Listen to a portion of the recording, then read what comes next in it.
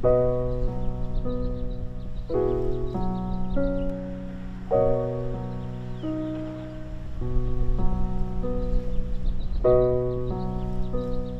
Nicholls-Ali, and I started altadena-photographers.org in response to the Eaton fire, but also the Palisades fire, because I realized that we had photographers between those two fires that lost everything like I did.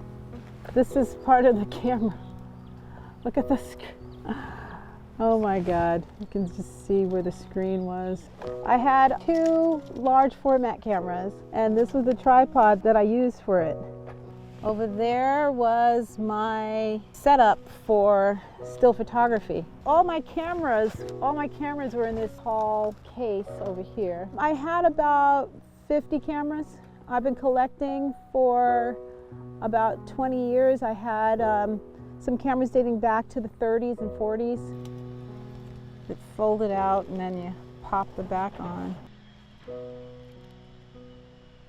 This was an older Polaroid. This is one of the collection, a collectible.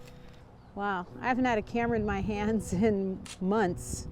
It feels foreign and yet familiar at the same time.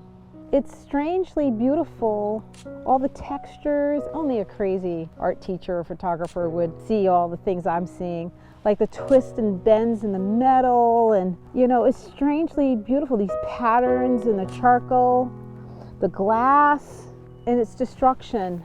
The mission is to get photographers who need connected with donors who can give either money or photography gear. In this process, found that there were lots of photographers who either retired or who had dad's gear or dad's collection and didn't really know what to do with it.